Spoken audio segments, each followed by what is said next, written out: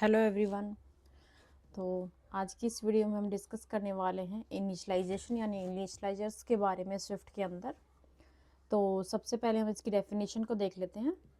इनिशियलाइजर्स are used to create instance of class structure और enumeration. तो इनिशियलाइजर्स होते हैं वो हम क्यों यूज़ करते हैं? इंस्टेंस को क्रिएट करने के लिए। किसके? किसी क्लास के, स्ट्रक्चर के या फिर इनमरेशंस के। ये क्या होते हैं हमारे? इन सबको हम क्या बोलते हैं? इनको हम बोलते हैं टाइप्स। तो इनिशियलाइजर्स को हम क्यों यूज करते हैं? इंस्टेंस को यानी कि किसी ऑब्जेक्ट को क्रिएट करने के लिए हम यूज करते हैं इनिशियलाइजर्स का। It make sure that all properties of instance are set to suitable initial value before the use of instance. ये इसका क्या मतलब है कि जितने भी प्रॉपर्टीज हम डिक्लेयर करते हैं इंस्टेंस यानी कि अपनी क्लास के स्ट्रक्चर के इनमरेशन के अंदर हमारी जितनी भी प्रॉपर्टीज होती हैं उनको कोई इनिशियल वैल्यू प्रोवाइड करना जो उसे सूट करे, यानी कि वो जिस टाइप की है, लाइक स्ट्रिंग है, नेम है तो उसमें स्ट्रिंग वैल्यू आनी चाहिए, इंटीजर है तो उसमें इंटीजर वैल्यू आनी चाहिए, कैरेक्टर है तो कैरेक्टर, फ्लोट है फ्लोट, डबल है तो डबल, और कोई यूज़र डिफाइंड टाइप है तो उसमें यूज़र डिफाइंड टाइप वैल्यू होनी चाहिए। लेकिन जब हम इंस्टेंस को हम क्रिएट कर रहे हैं उस टाइम पे उसमें वैल्यूज़ को पास करना और उन्हें यूज़ करने से पहले before the use of the instance हम क्या करते हैं? Properties of instance should be set before the use. जब भी हम इंस्टेंस को क्रिएट कर रहे हैं तो वो जब हम उन्हें यूज़ करें उससे पहले हम उन्हें सेट करते हैं। If you do not create an initialiser in the class, अगर हम क्लास में क्रिएट नहीं करते हैं या स्ट्रक्चर में या इनमरेशन में हम कोई इनिशियलाइजर नहीं बना रहे हैं, Swift automatically create an initialiser. तो स्विफ्ट क्या करता है? अपने आप से एक इनिशियलाइजर को क्रिएट कर लेता है।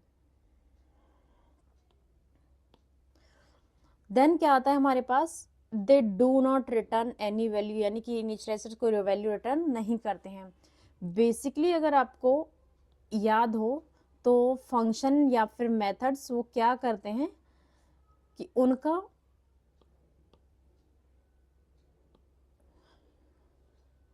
कुछ नाम होता है, वो कुछ वैल्यू रिटर्न करते हैं।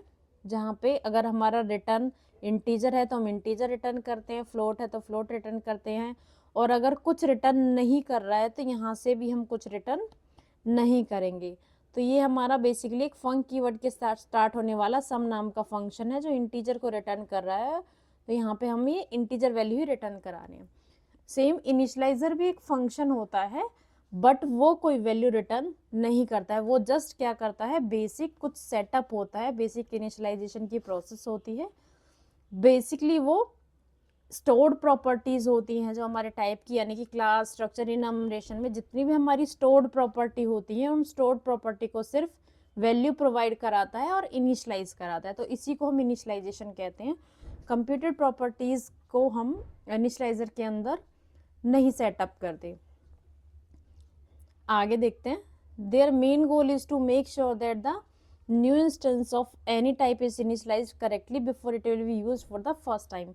तो सीधा सीधा यही कह रहे हैं फिर से कि जब हमने एक पर्सन क्लास कोई स्ट्रक्चर बनाया है, उसका जब हमने इंस्टेंस क्रिएट करा, यहाँ वैल्यूज़ पास करी हैं, जब तक हम ये वैल्यूज़ प्रोवाइड नहीं करेंगे तब तक हम उसे यूज़ भी नहीं करेंगे, या फिर वैल्यूज़ प्रोवाइड करने के बाद ही हम उन इंस्टेंस को और उसकी प्रॉपर्टीज़ को यूज़ करना चाहिए फर्स्ट टाइम जब हम उनको यूज़ करें। Swift also provide deinitialization process for performing memory management. तो मेमोरी मैनेजमेंट के लिए हम और क्या करते हैं?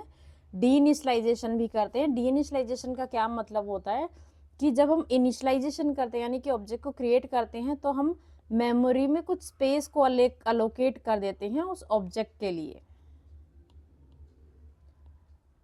ये कुछ इस तरीके से मेमोरी के चंक्स होते हैं, और जैसे ही मैंने कोई अलोकेट किया तो मान लीजिए मैंने कोई इंस्टेंस ए बनाया और वो इंस्टेंस मैंने यहाँ पे अलोकेट कर दिया, और जब मेरी काम ख़त्म हो जाएगा तो अगर मैं उसे डीएलोकेट नहीं करती हूँ तो हमेशा इस मेमोरी के में स्पेस लेगा और फिर कोई और वेरिएबल उसे यूज़ नहीं कर पाता। तो इस चीज़ को ओवरकम करने के लिए कि जब हमारी ज़रूरत नहीं है स्पेस की तो वो हमारी मेमोरी से चला जाए, तो उसके लिए हम क्या करते हैं, डी इनिशियलाइजेशन की प्रोसेस करते हैं। डी इनिशियलाइजेशन में क्या होता है कि जब भी हम ए को यूज़ नहीं कर रहे होंगे तो वो मेमोरी से भी उसको फ्री कर देगा, यानी कि अब डी इनिशियलाइजेशन के बाद वो फिर से फ्री हो जाएगा स्पेस मेमोरी से।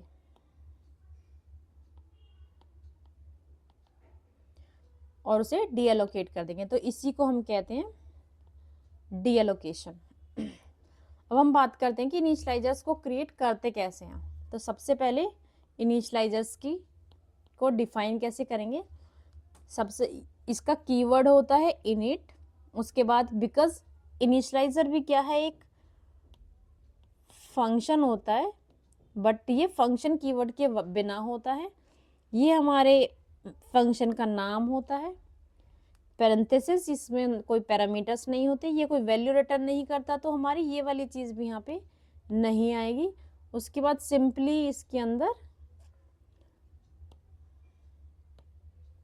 तो इनिशियलाइजर एक फंक्शन होता है विदाउट फंक कीवर्ड और विदाउट रिटर्न वैल्यू।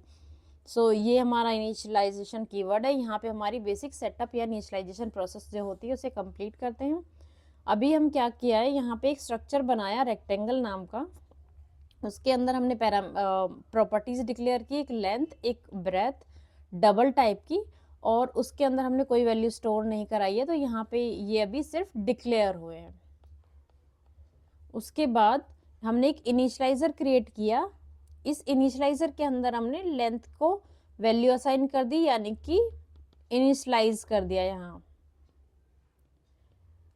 लेंथ को 6 और ब्रेथ को 12, तो यहाँ पे क्या हो गई, ये इनिशियलाइजेशन प्रोसेस हो गई, ये डिक्लेरेशन प्रोसेस हो गई, हमने डिक्लेयर किया है। और ये हमारी एक तरीके से डिफ़ॉल्ट वैल्यूज़ होती हैं जब हम इनिशियलाइज करते हैं पैरामीटर्स को।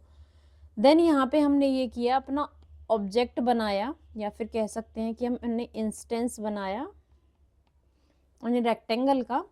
और जब हमने इंस्टेंस बनाया है, बिकॉज ये ऑलरेडी हमने इनिशियलाइजर के अंदर उसकी बेसिक सेटअप कर दिया है, तो यहाँ पे हम अब इसे प्रिंट का मतलब हम उसे यूज़ कर रहे हैं यहाँ पे, या फिर हम एक्सेस कर रहे हैं यहाँ पे। तो जब भी हम पहली बार उसे एक्सेस कर रहे होंगे तो उससे पहले उसके पैरामीटर को वैल्यू या फिर प्रॉपर्टीज़ के पास वैल्यू होनी चाहिए। तो यही हमारी डेफिनेशन ने बोला था कि जब हम उन्हें पहली बार यूज़ कर रहे होंगे, main goal is to make sure that the new instance of any type is initialized correctly before it used for the first time. तो जब भी हम उसे पहली बार यहाँ पे यूज़ कर रहे हैं तो उससे पहले उसकी वैल्यूज़ हमें मिलनी चाहिए, जो कि मिल रही है। अब इनिशियलाइजर फंक्शन को हम कॉल नहीं कर रहे तो हमें कैसे पता चल रहा है कि ये कॉल हो रहा है, वैल्यूज उसे मिल रही हैं। ये नेम के बाद जो ये पैरेंथेसिस होते हैं ये बताते हैं कि इसने हमारे इनिशियलाइजर को कॉल किया है। और अगर हम इनिशियलाइजर को नहीं राइट करते हैं मैनुअली, या फिर यूज़र डिफाइन नहीं करता है इनिशियलाइजर को, तो ये ऑटोमेटिकली इन एम्प्टी पैरेंथेसिस का मतलब ये है कि इसने इस इनिट को कॉल किया है। ये प्रोसेस हम आगे समझने वाले हैं। तो बेसिकली अभी यही है कि इनिशियलाइजर को हम क्रिएट कैसे करते हैं, इनिट कीवर्ड के थ्रू। अगर पैरेंथेसिस की पैरामीटर्स की रिक्वायरमेंट नहीं है तो हम पैरामीटर पास नहीं करते हैं, तो सिंपली ये डिफ़ॉल्ट इनिशियलाइजर इसे हम कहते हैं। ये कौन सा इनिशियलाइजर है, डिफ़ॉल्ट, जिसमें कोई पैरामीटर पास नहीं होता। और डिफ़ॉल्ट पैरामीटर को ऑटोमेटिकली स्विफ्ट इनिशियलाइज करता है स्ट्रक्चर के केस में, क्लास के केस में, दोनों के केस में। और स्ट्रक्चर के केस में जो हमने मेंबर्स डिक्लेयर किए हैं, यानी कि अगर हम ये इनिशियलाइजर को नहीं बनाते हैं, अगर ये हम इनिशियलाइजर क्रिएट नहीं करते हैं, तो क्या होता है, मान लीजिए कि सिर्फ हमने लेंथ और ब्रेथ प्रोवाइड किया और यहाँ पे इनिशियलाइजर नहीं लगाया और सीधा इसको कॉल कर लिया, तो यहाँ पे फिर हमारे पास दो ऑप्शंस होते हैं, एक तो डिफ़ॉल्ट इनिशियलाइजर के और दूसरा मेंबर वाइज के, जिसमें हमारे पास लेंथ और ब्रेथ का भी ऑप्शन होगा। ये हम आगे देखने वाले हैं।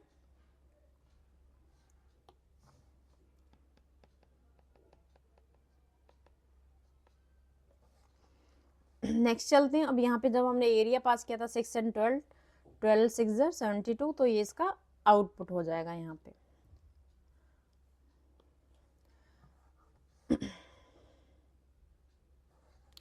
While creating an instance of a particular type, always remember the stored properties must be initialized before the instance is created. कि जब भी हम कोई, ये कह रहा है कि जब भी हम stored properties को use कर रहे हैं तो stored properties must be initialized before instance is created.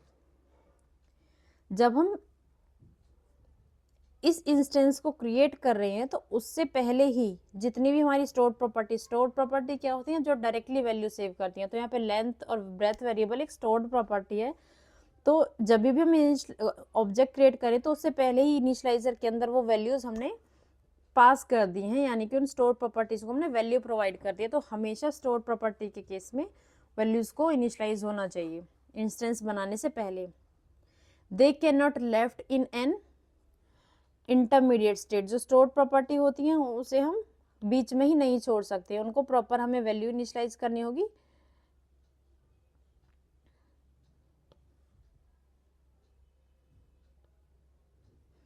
We can initialize stored properties either in instance or by assigning. तो हम दो तरीके से स्टोर्ड प्रॉपर्टीज को इनिशियलाइज कर सकते हैं.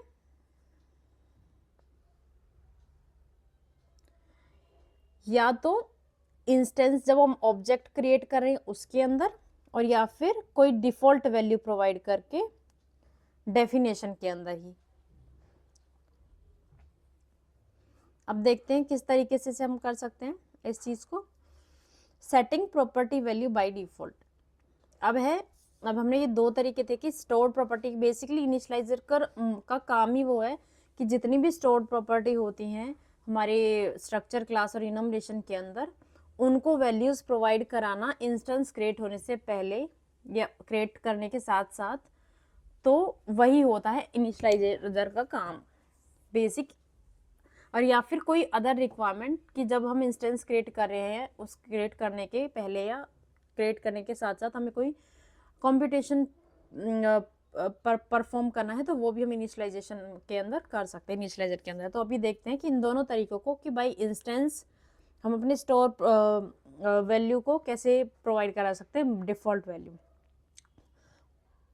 और दूसरा है डिफ़ॉल्ट वैल्यू के साथ. तो हम अभी कौन सी देखने वाले हैं, डिफ़ॉल्ट वैल्यू को.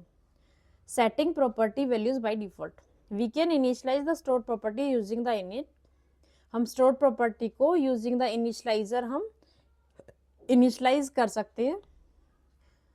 और user has a provision to initialize the property value by default. और हम इनिशियलाइज कर सकते हैं प्रॉपर्टी वैल्यू को डिफ़ॉल्ट तरीके से भी, वाइल डिक्लेयरिंग द क्लास और स्ट्रक्चर.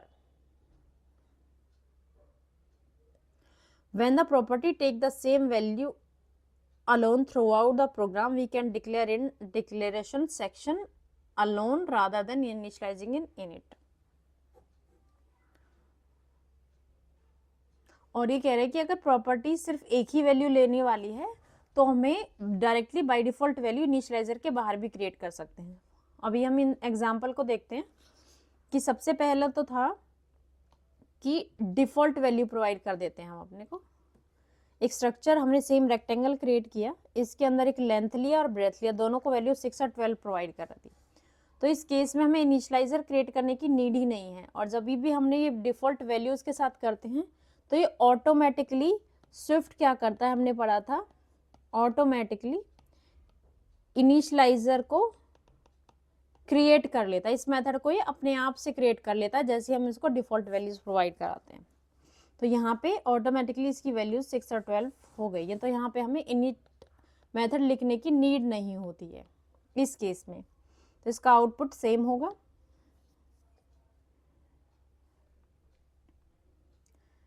देन हमारे पास आता है पैरामीटराइज्ड इनिशियलाइजेशन. ये तो था कि हमने डिफ़ॉल्ट वैल्यूज को इनिशियलाइज करा दिया, वैल्यू प्रोवाइड करा दी, ऑटोमेटिकली इनिशियलाइजर क्रिएट हो गया. दूसरा केस आता है हमारे पास पैरामीटराइज इनिशियलाइजेशन की, जब हम इनिट मेथड के अंदर यहाँ पर पैरामीटर इनिशियलाइज करते हैं और उनको वैल्यूज प्रोवाइड कराते हैं तो उसे कहते हैं हम parameterize initialization. We are allowed to initialize the property of instance by passing the parameters. तो यहाँ पे क्या कह रहा है, initialize the properties of instance by passing parameters, कि उसके अंदर पैरामीटर हम पास करके इनिशलाइजर को क्रिएट कर सकते हैं। और ये क्या होता है, हमारी जो इनिट मेथड है उसकी डेफिनेशन का ही पार्ट होता है, यानी कि इन वेरिएबल पैरामीटर्स को हम इनिशलाइजर के अंदर पास करते हैं। तो अब देखते हैं कैसे इनिशलाइजर के हम अंदर पास करेंगे। एक हमने रेक्टेंगल स्ट्रक्चर बनाया, उसमें properties length, breadth and area को क्रिएट किया। जब भी हम पैरामीटर इनिशलाइज करते हैं तो उस केस में होता क्या है कि पहले हम उन प्रॉपर्टीज को, स्टोर प्रॉपर्टीज को डिक्लेयर करते हैं, फिर इनिशलाइजर के अंदर उनको असाइन करते हैं वैल्यू। स्टोर्ड प्रॉपर्टीज को यहां डिक्लेयर करते हैं,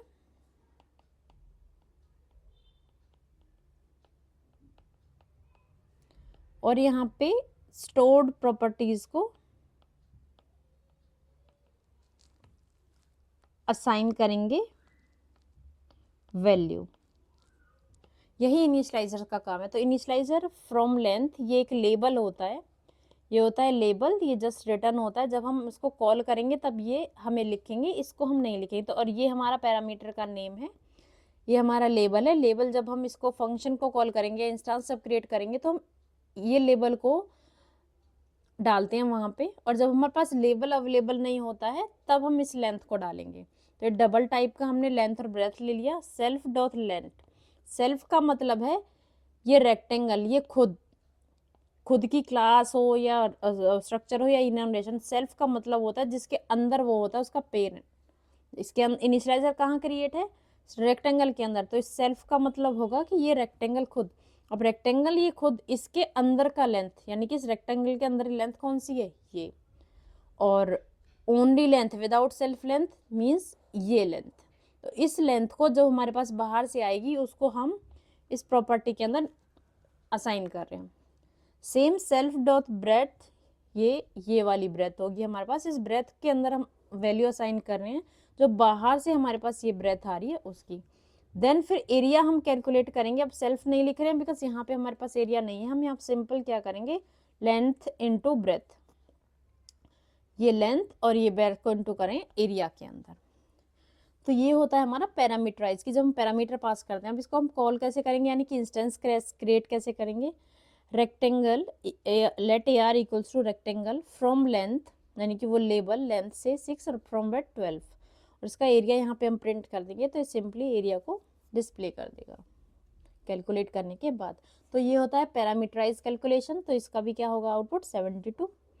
अब आते हैं हमारे पास लोकल एंड एक्सटर्नल पैरामीटर्स। अब ये जो पैरामीटर्स होते हैं इनिशियलाइजर के अंदर, अब ये लोकल भी होते हैं और एक्सटर्नल भी होते हैं। अब लोकल कौन से होते हैं, हम ऑलरेडी पढ़ चुके हैं कि ये जो पैरामीटर्स होते हैं ये लोकल कहलाएंगे बिकॉज जैसे ही इनका ये ब्रेस क्लोज होता है इसके बाद इनकी कोई वैल्यू नहीं होती, मीन्स ये सिर्फ इस ब्लॉक के अंदर काम करते हैं। तो ये क्या कहलाएंगे, लोकल, ये वाले ये लोकल होंगे। Initialization parameter have both local and global parameters name similar to those of function and method parameters। जैसे कि function में और method में होता है वैसे ही हमारे पास क्या होता है, local और global होते हैं initializer के अंदर भी। Local parameter declaration used to access within the initialization body and external parameter declaration used to call the initializer। जो external कौन सा होता है यहाँ पे, external वाला होगा जब हम उसकी body को call करेंगे। तो यहाँ पे देखिए वीक डॉट संडे, जब हम कॉल कर रहे हैं इसको वीक डॉट संडे, ये वाला। अब यहाँ पे संडे कहाँ है, ये वाला। तो ये होते हैं एक्सटर्नल हमारे। और जब इनिशियलाइजर की बॉडी के अंदर पास करें ये हमारे हो गए इंटरनल। तो जब ये क्या कह रहे हैं कि एक्सटर्नल वो होते हैं जब हम फंक्शन की कॉल के टाइम जिन्हें यूज करें। Local parameter declaration use to access within the initialize body, initializer की बॉडी के अंदर। External parameter declaration is use to call the initializer. तो इनिशियलाइजर को कॉल करने के टाइम पे यूज करते हैं access within initialize body.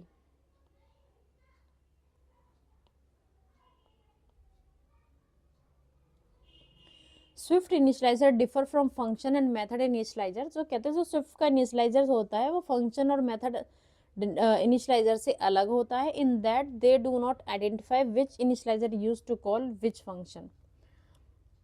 तो कह रहे कौन सा फंक्शन कौन से इनिशियलाइजर को कॉल करता है डिफाइन नहीं करता है, सिंपली क्या करते हैं ये डिफरेंट होता है स्विफ्ट का इनिशियलाइजर फंक्शन और मेथड के कॉल से।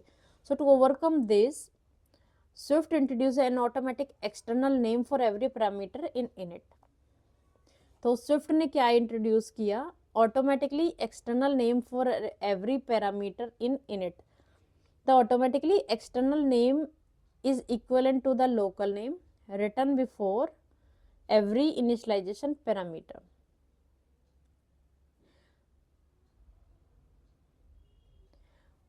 इन्होंने बोला है कि स्विफ्ट के जो फंक्शंस थे वो और मेथड्स थे, जो स्विफ्ट का इनिशियलाइजर है उसके फंक्शन और मेथड से डिक्लेयर है, बिकॉज वहाँ पे क्या क्या प्रॉब्लम थी कि एक्सटर्नल और इंटरनल पैरामीटर्स का इशू था। तो यहाँ इनिशियलाइजर के अंदर जो हम ये वाली चीज़ को डिक्लेयर कर रहे हैं सेम यहाँ पे जो हमारी यूज़ हो रही है, तो वो सेम नाम हम यूज़ कर सकते हैं जब हम पैरामीटर्स को कॉल और डिक्लेयर कर रहे हैं।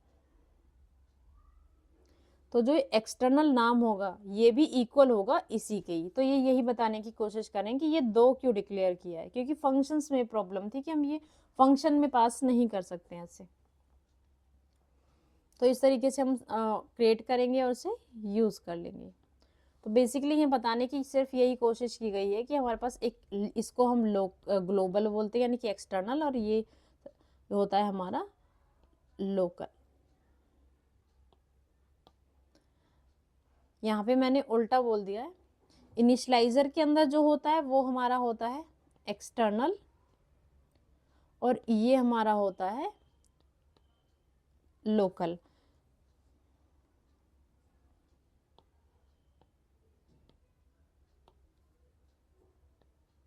एक्सटर्नल और local. Parameter without external name, की कोई एक्सटर्नल नाम ना हो, without external name. When an external name is not needed for an initialize, then we will use underscore। अगर हमें एक्सटर्नल नेम की जरूरत नहीं होती है तो हम क्या यूज कर लेते हैं उसमें, underscore. It use to override the default behaviour, तो डिफॉल्ट बिहेवियर को ओवरराइड करता है। तो यहाँ पे हम क्या कर रहे हैं, एक स्ट्रक्चर क्रिएट किया, एक लेंथ वेरिएबल, हमने यहाँ पे ब्रेथ लिया और ब्री लिया, दो इनिशियलाइजर हमने क्रिएट किया, यहाँ पे हम ब्री यूज़ करें और यहाँ पे ब्रेथ यूज़ करें। फिर थर्ड हमने लिया इनिशियलाइजर जो अंडरस्कोर को यूज़ करेगा और जिसके अंदर हम डायरेक्टली अपनी वैल्यू को पास करेंगे। तो ये वाला जो काम है हमारा क्या करेगा, इसमें अंडरस्कोर अवॉइड करेगा, ये इसके नेम को, एक्सटर्नल नेम को अवॉइड कर रहे हैं।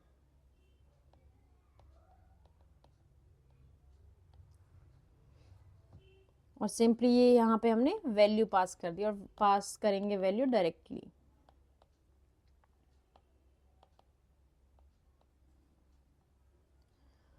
उसके बाद हमारा आता है ऑप्शनल प्रॉपर्टी टाइप। तो हम रेक्टेंगल के अंदर यानी कि किसी भी इनिशियलाइजेशन प्रॉपर्टी में हम ऑप्शनल्स को भी यूज करते हैं। तो ऑप्शनल के पास का मीनिंग होता है या तो निल जाएगी या कोई वैल्यू होगी। और जब भी हम ऑप्शनल को डिक्लेयर करेंगे तो इनिशियलाइजर के हम के अंदर भी उसे हम ऑप्शनल में डायरेक्टली हम निल वैल्यू भी असाइन कर सकते हैं।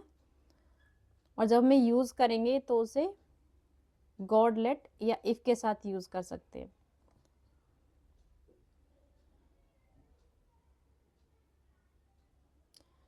When the stored properties at some instance does not return any value, कभी कभी क्या होता है stored property हमारी कोई वैल्यू रिटर्न नहीं करती है, that property is declared with an optional type indicating that no value is returned for that particular type, कि कोई वैल्यू ही रिटर्न नहीं होगी, वो nil भी रिटर्न कर सकता है।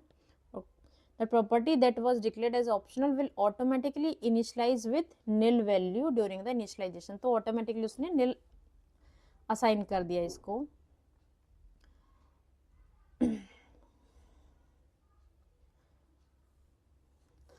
Assigning constant properties during initialization. तो नेक्स्ट क्या था कि हम ऑप्शनल भी डिक्लेयर करते हैं, अब क्या है हम कांस्टेंट डिक्लेयर कर सकते हैं कि जब हमारी वैल्यू चेंज ही नहीं करे, एक ही बार हम चेंज करना चाहते हैं, उस वैल्यू को असाइन करना चाहते हैं, उस केस में हम उसको एज अ कांस्टेंट यानी कि लेट के साथ डिक्लेयर कर सकते हैं।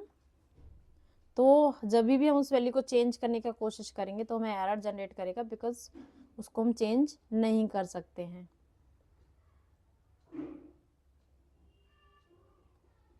और यहाँ पे हमने अपनी कांस्टेंट को वैल्यू असाइन कर दी है।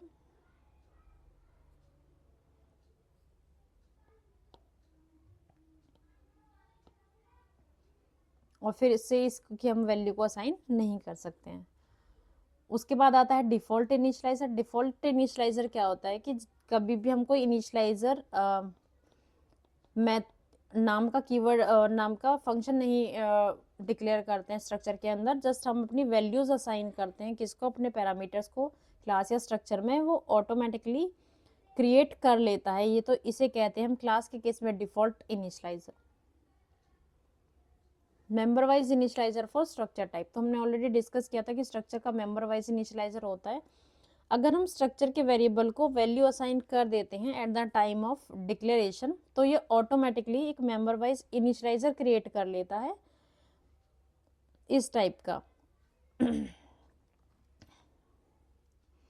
इनिशियलाइजर्स डेलीगेशन, अब कुछ रूल्स होते हैं कि कब हम इनिशियलाइजर को डिक्लेयर कर सकते हैं और किस केस में उसको ओवरराइड कर सकते हैं और ओवरराइड नहीं कर सकते हैं। Initializer delegation is defined as calling initializers from other initializer. Delegation का मतलब होता है एक इनिशियलाइजर को दूसरे इनिशियलाइजर के अंदर से कॉल करना।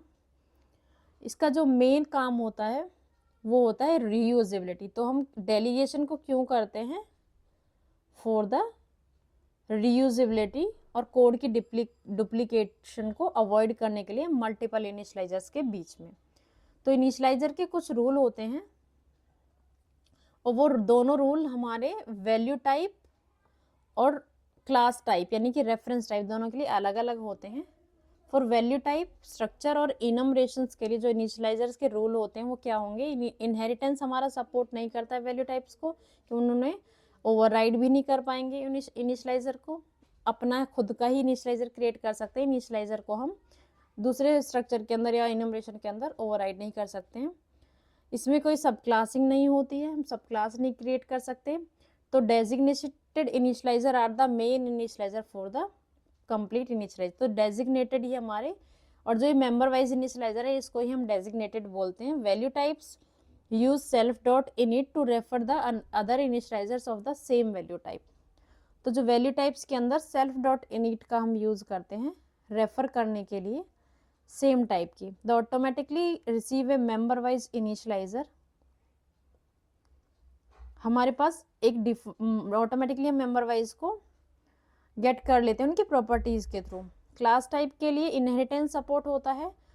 सो class have to make sure that the all the stored property they inherit must be assigned with a suitable value during the initialization. तो क्योंकि इनहेरिटेंस सपोर्ट है तो उसकी सारी वैल्यूज हमारी पास होनी चाहिए। और अगर ये सब क्लासिंग का कॉन्सेप्ट भी यूज करता है जस्ट बिकॉज ऑफ इनहेरिटेंस, तो designated initialiser in A class can call designated initialiser of its immediate super class using the super dot init. तो हम अपनी सब क्लासिंग भी कर सकते हैं बिकॉज इनहेरिटेंस होता है, और जब इनहेरिटेंस या सब क्लासिंग कर रहे हैं तो हम अपने सब क्लास में अपने सुपर क्लास के डेजिग्नेटेड इनिशियलाइजर को कॉल कर सकते हैं सुपर डॉट इनिट मेथड के थ्रू। यहाँ पे हम देखते हैं कार हमने बनाई है, variable and quantity and price लिया है, डेजिग्नेटेड इनिशियलाइजर क्रिएट किया हमने कार का यहाँ पे, और उसके अंदर हमने क्या किया है उसकी वैल्यूज को पास किया है। फिर हमने किया एक कन्वीनियंस इनिशियलाइजर किया है पास। कन्वीनियंस क्या होता है? ये डेजिग्नेटेड को ही कॉल करेगा और उसके अंदर वैल्यूज असाइन करता है सेल्फ डॉट इनिट, यानी कि खुद की ही डेजिग्नेटेड इनिशियलाइजर को कॉल करेगा। तो ये था हमारे इनिशियलाइजेशन प्रोसेस क्लास और स्ट्रक्चर के बारे में। कुछ और टॉपिक्स हैं इनिशियलाइजर से रिलेटेड तो वो हम करेंगे अपने नेक्स्ट वीडियो में। Thank you.